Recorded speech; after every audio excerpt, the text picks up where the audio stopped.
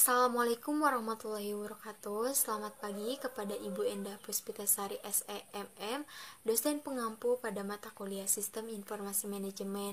Dan juga saya mengucapkan terima kasih banyak telah memberikan tugas kepada kami. Izin memperkenalkan diri terlebih dahulu. Nama saya Neng Atun, kelas akuntansi H. Di sini saya akan memandu presentasi pada kali ini. Sebelum lanjut ke presentasi, saya akan memberikan quotes terlebih dahulu. Orang bijak mengatakan bahwa ilmu itu bukan apa yang kita hafal, tetapi apa yang bermanfaat untuk orang lain. Nah, untuk menyampaikan kebermanfaatan untuk orang lain, tentu harus didasari dengan ilmu dan juga perencanaan apa sih yang harus diberikan kepada orang lain. Maka dari itu, materi untuk kali ini yaitu mengenai perencanaan sumber daya perusahaan atau Enterprise Research Planning. Agar tidak lama-lama lagi, penyajian materi pertama akan disampaikan oleh rekan saya, Eva Yuliani. Kepadanya waktu dan tempat dipersilahkan. Assalamualaikum warahmatullahi wabarakatuh. Perkenalkan, saya Eva Yuliani dari kelas akuntansi H dengan NIM 3403 akan mempresentasikan tentang Enterprise Resource Planning atau ERP. Baik, langsung saja ke pengertiannya. ERP adalah konsep untuk merencanakan dan mengelola sumber daya perusahaan yang mencakup dana, permesinan, SDM, waktu, bahan, dan kapasitas. ERP sendiri lebih memperhatikan aspek perencanaan. Selain itu, dengan ERP kita dapat mengetahui ERP sendiri sebagai alat fungsi yang integrasi proses produksi atau jasa perusahaan serta integrasi data dalam organisasi. Pengertian ERP menurut para ahli, yang pertama yaitu menurut Daniel E. O'Leary, ERP sendiri adalah sistem berbasis komputer yang dirancang untuk memproses berbagai transaksi perusahaan dan memfasilitasi perencanaan terpadu dalam waktu yang nyata, produksi, dan respon konsumen. Selanjutnya, menurut Howe dan Kuzik, ERP adalah solusi aplikasi pengemasan bisnis multimodul yang memungkinkan organisasi mengintegrasikan proses bisnis dan kinerja perusahaan, distribusi data umum, pengelolaan sumber daya, dan penyediaan akses aktual ke informasi. Dan yang terakhir menurut O'Brien, yaitu ERP adalah perangkat lunak lintas fungsional integrasi yang merekayasa ulang manufaktur, distribusi, keuangan, sumber daya manusia, dan proses bisnis perusahaan lainnya untuk meningkatkan efisien, ketangkasan, dan keuntungan.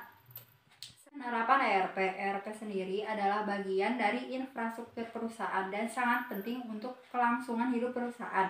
Semua orang yang berada dalam bagian perusahaan akan terpengaruh oleh ERP, jadi harus terlibat dan memberikan dukungan. ERP sendiri ada untuk mendukung fungsi bisnis dan meningkatkan produktivitas, jadi bukannya sebaliknya. Tujuan implementasi ERP adalah untuk meningkatkan daya saing perusahaan.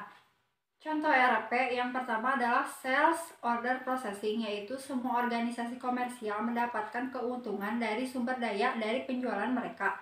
Sistem ERP memiliki modul penjualan yang dapat mengimplementasikan fungsi penempatan pesanan, penjadwalan pesanan, dan pengiriman dan faktur.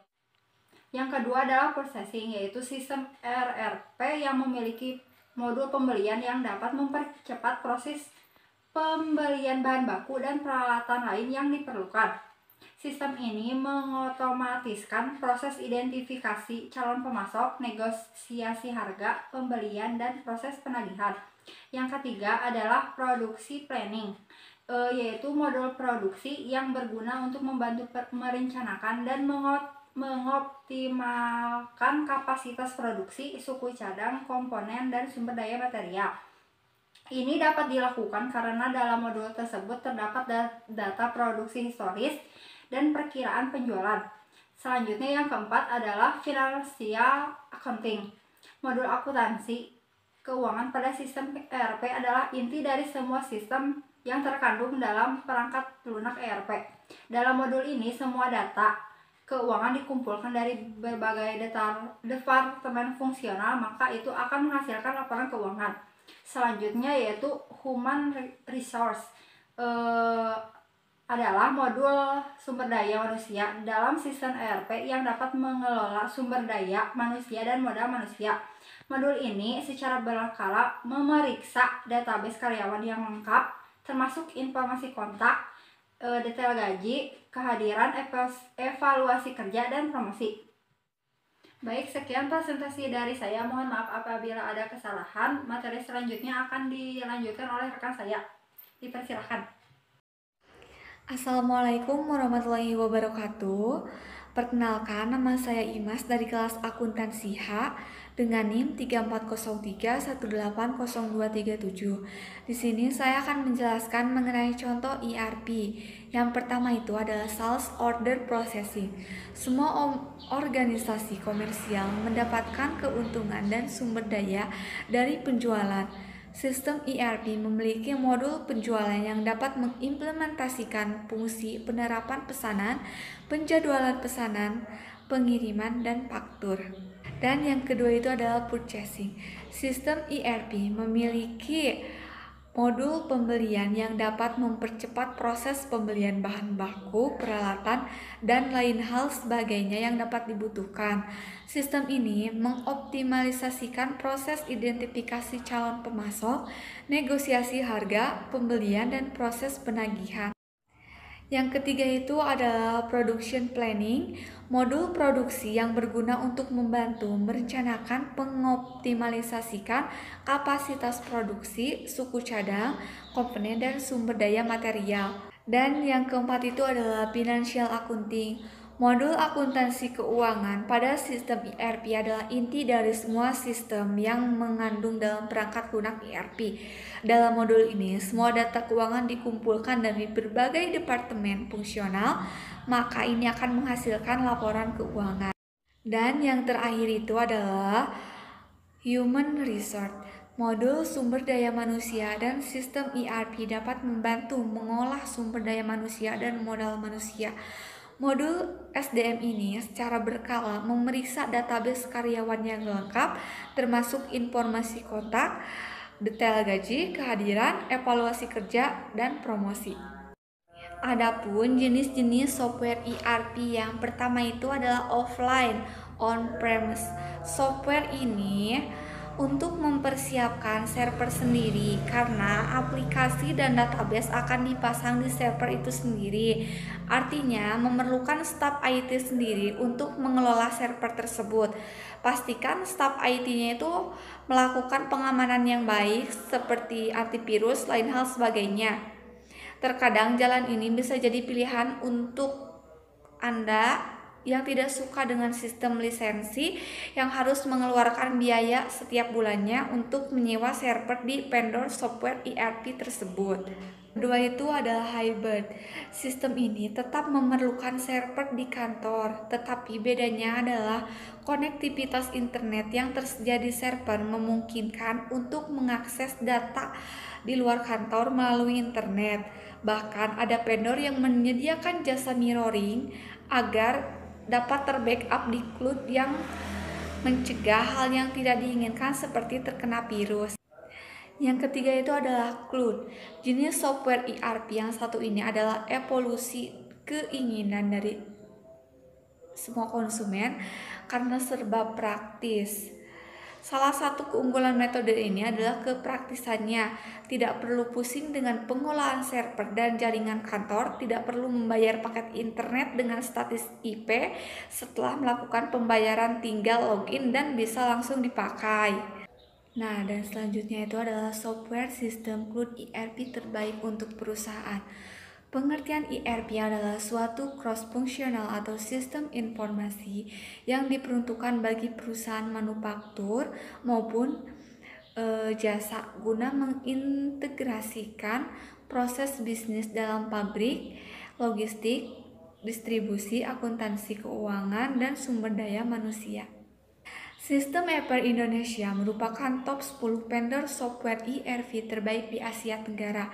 Akan tetapi, penggunaannya bukan hanya berasal dari kawasan ini saja, melainkan dari beberapa negara lain di Asia seperti Korea Selatan, Jepang, Nepal, dan Cina. Maka tidak heran jika software yang satu ini kerap disebut-sebut sebagai sistem ERP terbaik di Asia. Saat ini memang perusahaan yang merancang sistem ERP ini melebarkan sayapnya ke negara Indonesia. Terdapat kantor resminya yang bisa digunakan untuk berkonsultasi mengenai sistem ini. Perusahaan bisa menanyakan dahulu berbagai hal mengenai sistem ini agar nantinya sesuai dengan harapan. Perusahaan besar maupun kecil sangat cocok untuk menggunakan sistem ERP yang mengelola perusahaan. Sistem Cloud ERP, sistem ERP yang digunakan memang akan mudah bagi perusahaan ketika menggunakannya. Berbagai fitur yang tersedia bisa digunakan dengan mudah tanpa perlu tenaga khusus. Hal ini menghemat dalam hal waktu dan biaya. Pengelolaan yang biasanya dilakukan secara manual kini bisa dilakukan secara otomatis. Mungkin cukup sekian yang dapat saya sampaikan. Mohon maaf bila terdapat kata-kata yang salah dalam pengucapan atau lain hal sebagainya. Dan presentasi selanjutnya itu akan dibacakan oleh teman saya. Billahi taufiq wal hidayah. Wassalamualaikum warahmatullahi wabarakatuh. Bismillahirrahmanirrahim. Assalamualaikum warahmatullahi wabarakatuh. Perkenalkan, nama saya Risa Hayati Alhaq. Saya dari kelas akuntansi H dengan nomor induk mahasiswa 34031802231. Di sini saya akan meneruskan penjelasan dari teman saya mengenai perencanaan sumber daya perusahaan atau sering disebut Enterprise Resource Planning atau juga sering disingkat menjadi ERP. Nah, di sini saya akan menjelaskan mengenai 4 pembahasan. Yang pertama, fitur wajib dalam ERP. Yang kedua, manfaat ERP. Yang ketiga, tujuan pengembangan sistem ERP.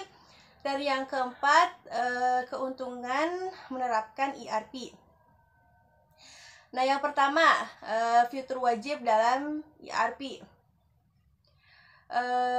Fitur wajib dalam ERP terpenting yang paling umum ditemukan dalam sistem perangkat lunak ERP itu ada 7. Yang pertama integrasi, yang kedua otomasi, yang ketiga analisis data, yang keempat pelaporan, yang kelima manajemen hubungan pelanggan, yang keenam akuntansi, dan yang ketujuh pelacakan dan visibilitas. Yang pertama itu integrasi. Fungsionalitas ERP ini adalah bagian utama yang membuat solusi ini berbeda dari jenis perangkat lunak yang lain. Meskipun banyak fitur yang terbilang menarik, kemampuannya untuk berintegrasi dengan sistem lain adalah hal utama dan yang paling penting daripada rangkaian aplikasi yang dapat dibuat untuk bekerja secara bersamaan. Selain itu, integrasi juga memastikan berbagai kemampuan yang ditawarkan oleh sistem ERP bekerja sama secara harmonis. Juga integritas memungkinkan bisnis kita yang sedang dijalani dapat bekerja dengan banyak komponen sekaligus. Misalnya, dengan manajemen hubungan pelanggan terintegrasi, pengguna dapat mengakses riwayat pesanan dan informasi pelanggan dalam sistem yang sama. Yang kedua, otomasi. Kemampuan ERP ini mengotomasikan tugas-tugas umum yang membosankan termasuk entry pesanan, penggajian, akuntansi, pembuatan faktur, pelaporan, ataupun yang lainnya. Kemampuan ERP ini memungkinkan dapat mengoptimalkan waktu karyawan untuk bisa memastikan hari kerja yang lebih efektif. Dan yang ketiga ialah analisis data. ERP menganalisis data yang berkaitan dengan semua operasi bisnis, termasuk data klien, statistik produksi, data penjualan, dan masih banyak lagi. Misalnya, ERP dapat membantu kita memprediksi permintaan, membuat anggaran, dan menganalisis fungsi sumber daya manusia. Nah, yang keempat, pelaporan. ERP menyediakan laporan rinci yang intuitif, dapat ditindaklanjuti, dan relevan. Selain itu, memungkinkan penelusuran lengkap, memastikan kesalahan, ketidakkonsistenan, dan proses yang dipertanyakan dapat dilacak, diperbaiki, dan juga dapat dicegah. Dengan demikian, kemampuan laporan ERP membantu kita menargetkan kelemahan bisnis, memastikan kinerja yang lebih efektif, lebih kuat dari waktu ke waktu. Kemudian yang kelima itu manajemen hubungan pelanggan. Perangkat lunak manajemen hubungan pelanggan atau yang sering disebut CRM sangat bermanfaat karena beberapa alasan. Yang pertama, CRM adalah pilihan yang bagus untuk perusahaan yang basis pelanggannya menjadi terlalu besar untuk prinsip. Kedua, CRM dalam ERP dapat memusatkan informasi pelanggan, memungkinkan akses cepat saat bekerja dengan bagian lain dari sistem. Selain manajemen kontrak, alat CRM juga menangani otomasi pemasaran aktivitas, jalur-jalur penjualan, dan manajemen prospek. Yang keenam itu akuntansi. Manajemen keuangan adalah salah satu fungsi terpenting di perusahaan manapun atau bisnis apapun. Dengan demikian, ERP yang baik adalah yang memiliki alat akuntansi yang kuat. Dan yang ketujuh ialah pelacakan dan visibilitas. Salah satu aspek terbesar dari solusi ERP adalah kemampuannya untuk memberikan visibilitas yang komprehensif. Contoh yang paling mencolok dalam pelacakan dan visibilitas ini ialah rantai pasokan. Banyak sistem ERP saat ini yang memiliki teknologi untuk melacak produk jadi serta bahan mentah dari pembuatan hingga pengiriman. Selanjutnya, keuntungan menerapkan ERP. Itu ada 4 keuntungan. Yang pertama, integrasi bisnis dan akurasi data. Yang kedua, perencanaan dan manajemen sistem informasi. Yang ketiga, peningkatan efisiensi dan produktivitas. Yang keempat, penetapan standar prosedur. Kemudian tujuan pengembangan sistem ERP. Tujuan utama dari pengembangan sistem ERP yaitu untuk meningkatkan dan memperkuat efektivitas di berbagai sumber daya pada suatu perusahaan, antara lain sumber daya manusia, yaitu sumber daya yang mampu dan bertanggung jawab setiap tugas serta memiliki kemampuan untuk membangun suasana perusahaan semakin produktif. Yang kedua, sumber daya produksi, yaitu sumber daya yang menghasilkan produk yang berkualitas. Yang ketiga ialah mampu memasarkan produk dengan efektif serta meningkatkannya produktivitas penjualan. Yang keempat, efektifnya siap laporan keuangan dan akuntansi logistik perusahaan. Yang kelima, mampu mengikuti kompetitif. Yang keenam, agar tidak terjadi kompleksitas persoalan dalam sumber daya pada perusahaan pada waktu ke waktu yang akan datang. Dan selanjutnya, manfaat ERP. Manfaat ERP, di sini saya akan menjelaskan 5 manfaat. Yang pertama, menjadikan bisnis kita lebih agile atau lebih tangkas. Sistem ERP yang baik bersifat fleksibel, modular, dan cukup scalable untuk beradaptasi dengan dinamika pasar yang berubah dan juga kebutuhan pelanggan yang berubah. Yang kedua, meningkatkan efisiensi dan produktivitas secara drastis.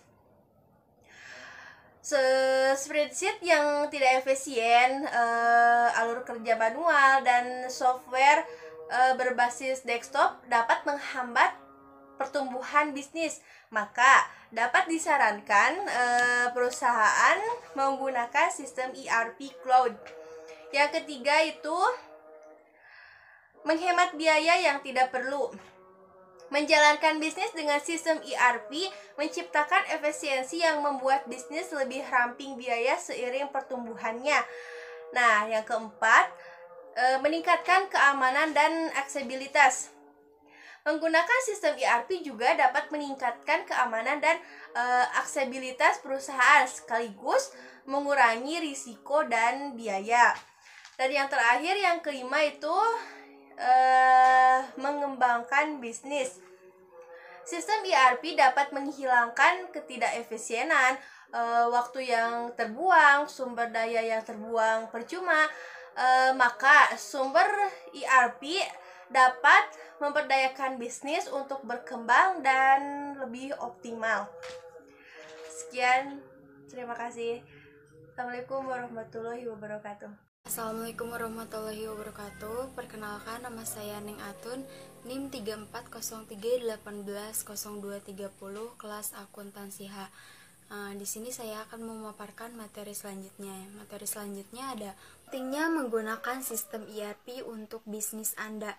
ERP ini adalah solusi manajemen data yang kuat. Ini merampingkan operasi bisnis dengan mengotomatiskan sebagian besar proses berbasis data, melakukan analisis data ekstensif, dan menyediakan manajemen data yang akurat, semuanya dalam kerangka kerja yang intuitif dan terintegrasi.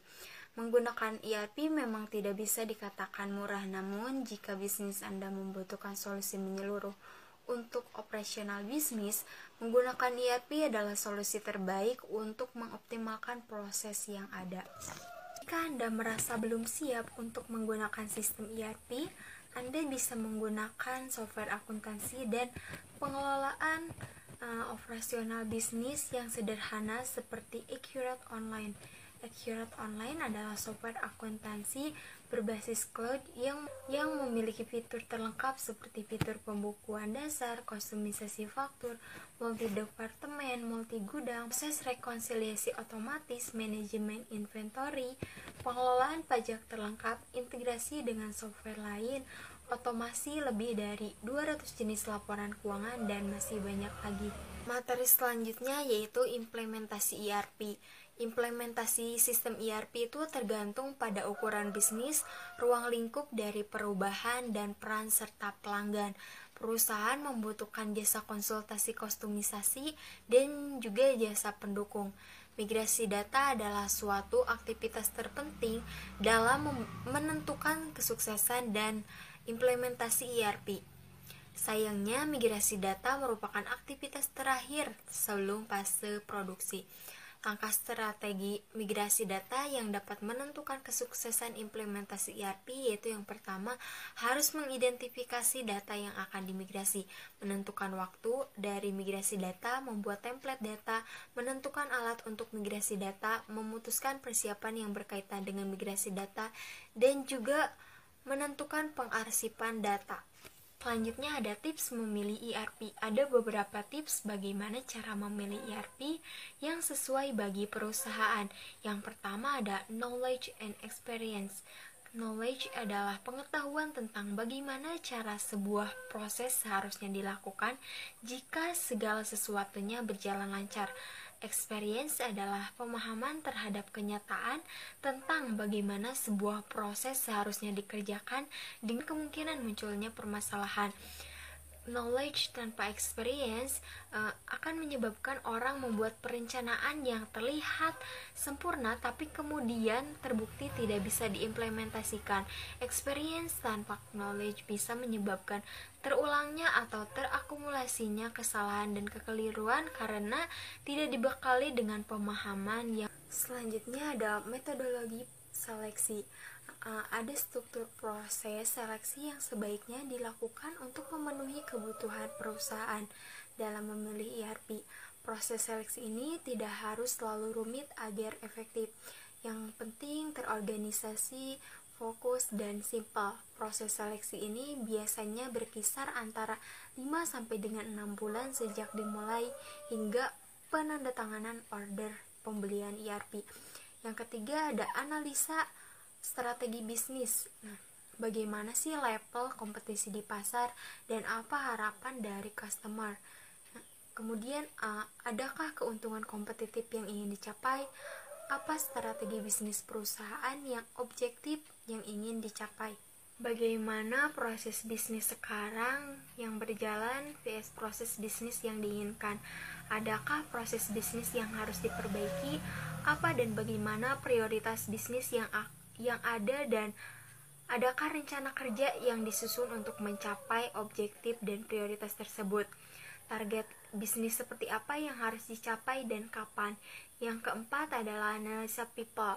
Bagaimana komitmen top manajemen terhadap usaha untuk implementasi ERP? Siapa yang akan mengimplementasikan ERP dan siapa yang akan menggunakannya? Bagaimana komitmen dari tim implementasi? Apa yang diharapkan para calon user terhadap ERP? Adakah ERP champion yang menghubungkan top manajemen dengan tim?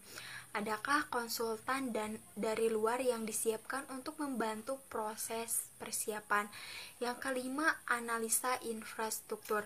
Bagaimanakah kelengkapan infrastruktur yang sudah ada, overall network, permanent office system, communication system, dan auxiliary system? Seberapa besar budget untuk infrastruktur? Apa infrastruktur yang harus dipersiapkan? Yang keenam, analisa software. Apakah software tersebut cukup fleksibel dan mudah disesuaikan dengan kondisi perusahaan, dan apakah ada dukungan servis dan supplier, tidak hanya secara teknis tapi juga untuk kebutuhan pengembangan sistem di kemudian hari. Seberapa banyak sih waktu untuk implementasi yang tersedia? Apakah software memiliki fungsi yang bisa meningkatkan proses bisnis perusahaan? Yang keempat, penyebab kegagalan ERP. Yang pertama yaitu waktu dan biaya implementasi yang melebihi anggaran. Yang kedua, pre-implementation tidak dilakukan dengan baik. Yang ketiga, strategi operasi tidak sejalan dengan bisnis proses desain dan pengembangan. Yang keempat, orang-orang tidak disiapkan untuk menerima dan juga beroperasi dengan sistem yang baru. Selanjutnya, tanda-tanda kegagalan ERP. Yang pertama, kurangnya komitmen top management. Yang kedua, kurangnya pendefinisian kebutuhan perusahaan atau analisa strategi bisnis. Yang ketiga, cacatnya proses seleksi software, tidak lengkap atau terburu-buru memutuskan. Yang keempat, kurangnya sumber daya seperti manusia, infrastruktur, dan juga modal. Yang kelima, kurangnya buy-in sehingga muncul resistensi untuk perubahan dari para karyawan. Yang keenam, kesalahan penghitungan waktu implementasi. Yang ketujuh, tidak cocoknya software dan bisnis proses. Yang kedelapan, kurangnya training dan pembelajaran. Yang kesembilan, cacatnya project design dan manajemen. Kemudian kurangnya komunikasi, saran penghematan yang kelebihan dan kelemahan ERP. Kelebihan ERP yang pertama yaitu terintegrasi antara area fungsional yang berbeda untuk meyakinkan komunikasi, produktivitas, dan efisiensi yang tepat. Kemudian rancangan perekayasaan, pelacakan pemesanan dari penerimaan sampai fulfillment, mengatur saling ketergantungan dari proses penagihan material yang kompleks, pelacakan 3 cara yang bersesuaian antara pemesan, pembelian, penerimaan inventory, dan juga pembiayaan. Akuntansi untuk keseluruhan tugas untuk melacak pemasukan, biaya, dan keuntungan pada level inti. Selanjutnya, kelemahan ERP, terbatasnya kustomisasi dan perangkat lunak ERP. Sistem ERP sangat mahal, perekayasaan kembali proses bisnis untuk menyesuaikan dengan standar industri yang telah dideskripsikan oleh sistem ERP dapat menyebabkan hilangnya keuntungan kompetitif. ERP sering terlihat terlalu sulit untuk beradaptasi dengan alur kerja dan proses bisnis tertentu dalam beberapa organisasi. Sistem dapat terlalu kompleks jika dibandingkan dengan kebutuhan dari pelanggan. Data dalam sistem ERP berada dalam satu tempat, contohnya pelanggan data keuangan. Hal ini dapat meningkatkan resiko kehilangan informasi sensitif jika terdapat pembobolan sistem keamanan. Terakhir yaitu kesimpulan. Sistem ERP adalah suatu sistem yang mengkoordinasi dan mengatur data, proses bisnis, dan sumber daya yang ada dalam suatu perusahaan. ERP memungkinkan integrasi dan penggunaan data dari setiap aspek yang ada sehingga manajemen perusahaan memiliki pandangan yang terintegrasi mengenai perusahaannya. Ada juga faktor keberhasilan implementasi ERP.